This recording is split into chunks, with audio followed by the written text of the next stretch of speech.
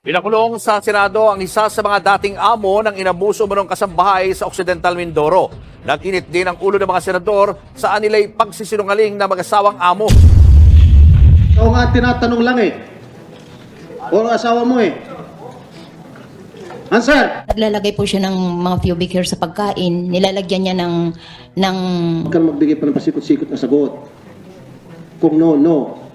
Pasag yung ilong niya, yung bridge. Hindi pa rin yan totoo. Ano halata nagsisinungaling ka? Saksakan kayo ng pagkasinungaling.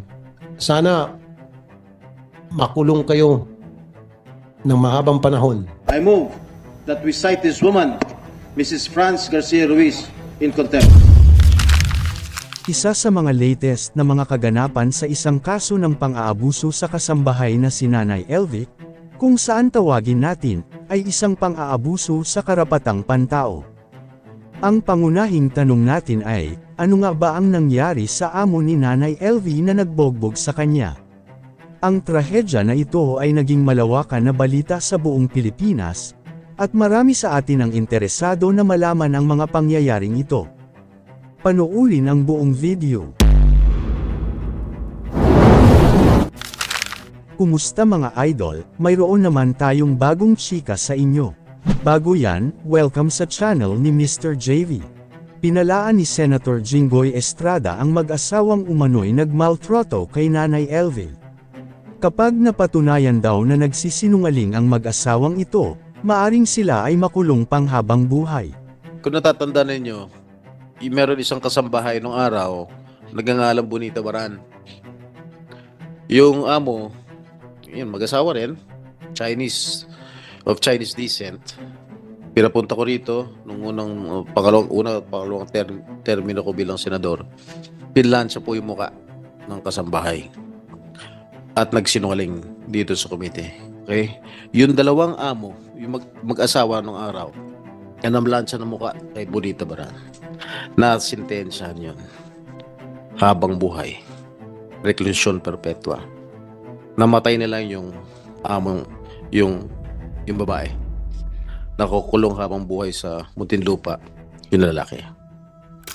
I am warning you, both of you. I'm warning both of you. Dahil pag oras na napatunayan namin na kayong dalawa nagsisinungaling, pakukulong ka namin. Kahit magagaling ang mga abogado mo, kahit magagaling sila, kumuha ka ng pinakamahal na abogado, pinakamagaling na abogado, pero pag nagsisinungaling kayong dalawa, pakukulong ko kayo. Maniwala kayo. Hinamon din ni Senator Raffy Tulfo ang mag-asawa na sumailalim sa lie detector test. Sa simula, tumanggi sila, ngunit sa huli, pumayag din sila. Hindi pa man naisasagawa ang test, napansin ng mga senador ang amo ni Nanay LV ay nagsisinungaling daw ito. hilig siyang gumawa ng kwento sa mga kasama niya, kaya nasasapok siya ng mga kasama niya. Naglalagay po siya ng mga pubic hair sa pagkain. Nilalagyan niya ng mga kalawang na pako yung mga heater kapag nagagalit siya sa kanyang mga kasamahan. Ipinakwento ni Nanay LV ang pagmamaltrato sa kanya, na halos ikasawi na ng kanyang buhay. Ipinakwento niya ang mga insidente kung saan siya inuntog sa pader, inuuntog sa lababo, at sinusuntok ng kanyang mga amo, pati na rin ang pagtadyak sa kanya at paghampas ng hanger. Po niya po ako sa baw. Tapos, Tapos po inuuntog po sa dingding ng CR. Sabi ko po, tama na tay, tama na. Wala pong tigil. Hanggang dumugo po yung ulo ko. Gayunpaman, ikinikwento ni Dodong kung paano sinasaktan si Nanay LV sa kanyang amo. sino ang nakita mong nanakit? Si Fran po, martilyo po.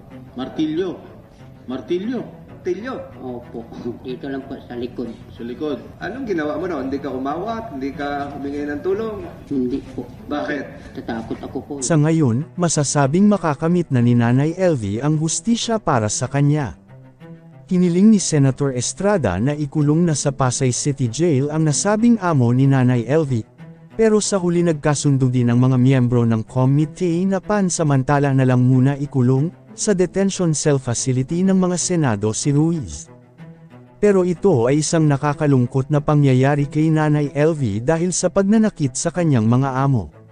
Sa kasalukuyan, Wala pang ibang detalye hinggil sa amo na lalaki ni Nanay LV, ngunit marami sa netizens ang humihiling na makulong din siya, gaya ng kanyang asawa. Kayo mga idol, ano ang masasabi nyo sa chika topic natin ngayon?